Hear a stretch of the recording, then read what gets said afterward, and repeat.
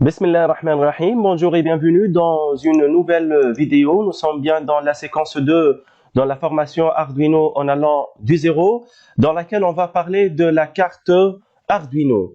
Donc une carte Arduino c'est quoi? C'est une carte électronique programmable à source ouverte, open source, qui représente un cerveau permettant de rendre intelligents des systèmes électroniques et d'animer des dispositifs techniques. De quoi est composée une carte Arduino? Une carte Arduino est composée des entrées et sorties numériques et des entrées analogiques, une alimentation extérieure, un port USB utilisé pour recevoir le programme à partir de l'ordinateur, une alimentation interne de 3 ou de 3,3 ou 5 volts, le GND ou bien la masse. Donc, un microcontrôleur qui va recevoir et exécuter le programme et un bouton de remise à zéro.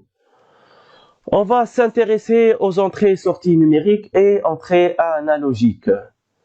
Donc, tout d'abord, que veut dire entrée, sortie numérique, analogique? On va distinguer les entrées des sorties et ce qui est numérique de ce qui est analogique. Donc, pour les entrées, une entrée, c'est une donnée qui entre vers la carte.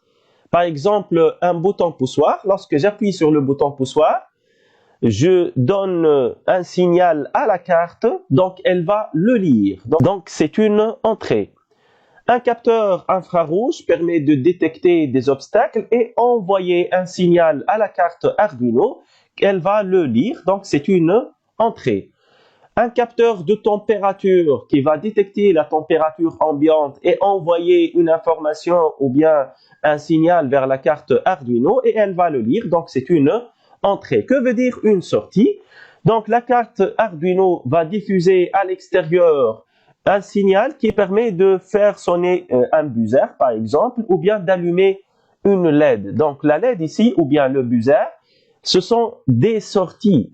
Donc, ce sont des résultats. Donc, par exemple, j'appuie sur un bouton poussoir, c'est une entrée qui va être lise par la carte, et puis la carte va exécuter le programme qui permet d'allumer une LED. Donc, la LED, c'est une sortie, ou bien qui permet de faire sonner la sonnerie, ou bien le buzzer. Donc, c'est une sortie. Maintenant, on va distinguer le numérique de l'analogique. Que veut dire une grandeur numérique? Donc, par exemple, on va prendre ici la diode.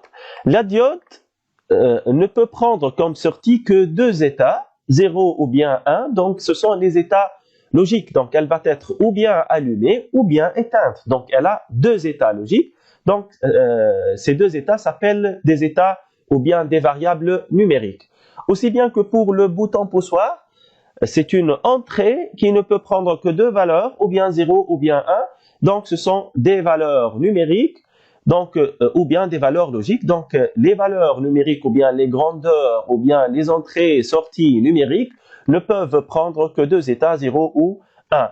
Pour les variables analogiques, exemple, je vais prendre le capteur de température. Lorsqu'il va capter de la température et envoyer à la carte Arduino, est-ce qu'il va envoyer 0 ou 1? Est-ce qu'il va envoyer deux valeurs uniquement? Et bien sûr qu'il va envoyer plusieurs valeurs de température ambiante. Donc, c'est ce qu'on appelle une entrée analogique.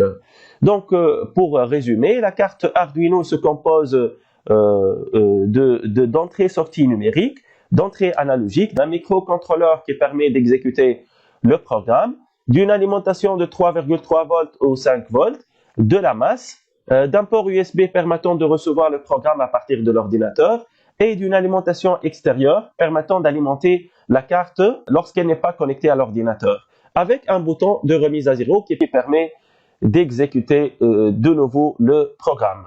Donc, on a vu surtout dans la carte Arduino les entrées et sorties numériques et les entrées analogiques. Merci pour votre attention. On se retrouve, Inch'Allah, dans la troisième vidéo qui va parler de la platine d'essai.